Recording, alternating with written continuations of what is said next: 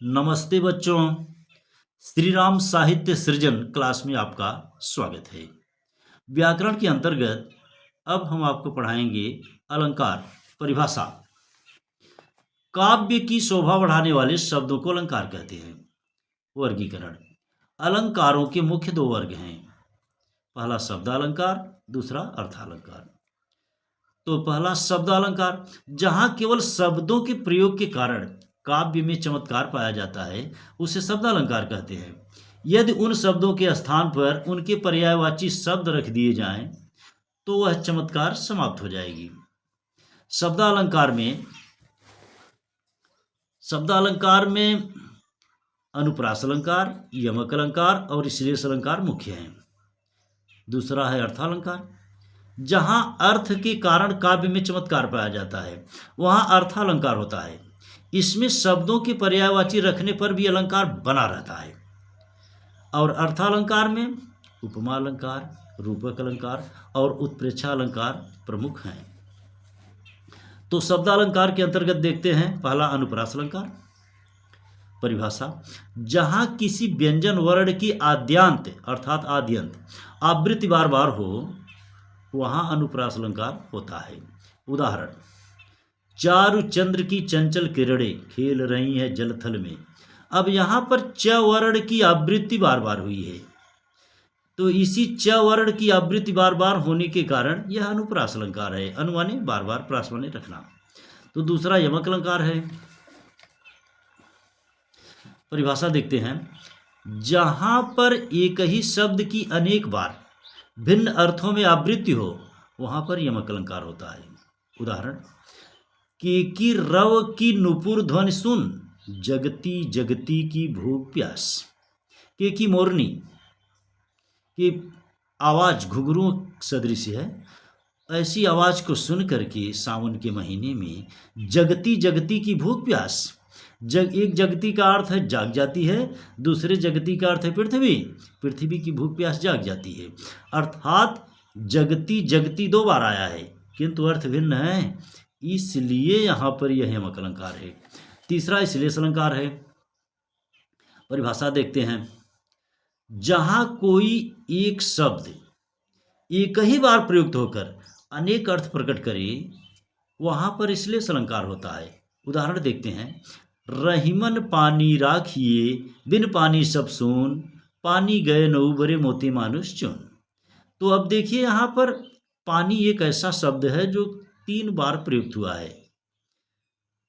मोती में चमक, मनुष्य में इज्जत और सम्मान, चूना में उसका प्राण तत्व। तो इसलिए एक शब्द प्रयुक्त हुआ है, अनेक अर्थ प्रकट किया है, इसलिए यहाँ पर श्लेष अलंकार है। अब फिर आगे हम देखते हैं अर्थालंकार के अंतर्गत।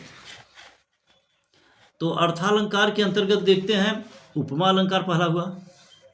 परिभाषा, जहां किसी वस्तु या व्यक्ति की किसी अन्य वस्तु या व्यक्ति से समान गुण धर्म के आधार पर तुलना या समानता बताई जाए, वहां उपमा अलंकार होता है। जैसे उदाहरण देखें, पीपर पात सरिसमन डोला। मन जो है पीपल के पत्ते के समान डोल गया, तो मन की तुलना किससे किया गया है?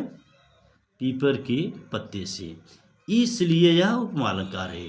रूपक अलंकार देखते हैं। परिभाषा, जहां उपमेय में उपमान का भेद रहित आरोप किया जाता है, वहां पर रूपक अलंकार होता है। उदाहरण, हरि जननी में बालक तेरा, काहे ने अवगुण बख्शहु मेरा।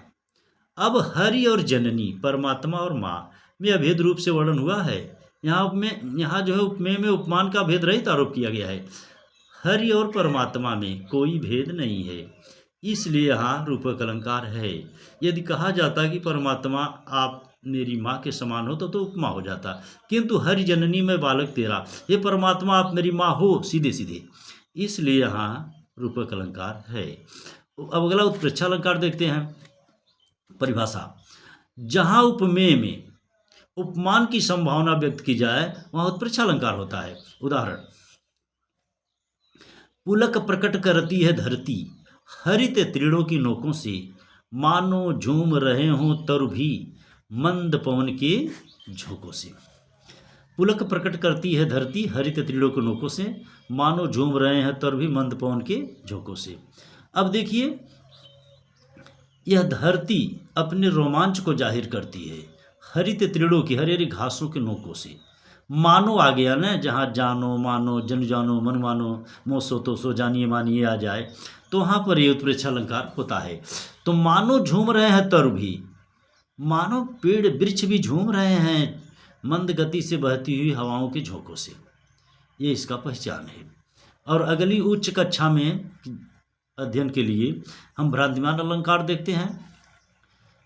इंटरमीडिएट जैसे परिभाषा, यदि समानता के कारण किसी वस्तु को देखकर दूसरी वस्तु का भ्रम हो जाए तो वहाँ भ्रांतिमान अलंकार होता है। उदाहरण, बिल बिचारी प्रविशन लगी वो काल सुंड में ब्याल, ताह ऊख भ्रम लिया उठाए उत्ताल। काल का अर्थ यहाँ सांप से हाथी से है, हाथी के सूंड से। काल सुंड माने हाथी के सूंड में, ब्याल माने सर्प। भ्रम बस घुस रहा है ऐसे कि बिल जैसे लग रहा है उसको। और इधर हाथी भी भ्रमित है, ताह ऊख भ्रम, हाथी सोच रहा है गन्ना है और उस गन्ना जानकर सर्प को उठा भी रहा है। यहाँ दोनों भ्रमित हैं, इसलिए भ्रांतिमान अलंकार है। अब अगला अतिशयोक्ति अलंकार देखते हैं। जहाँ पर किसी वस्तु का वर्णन बहुत ही बढ़ा चढ़ाकर किया जाए वहाँ अतिशयोक्ति अलंकार होता है।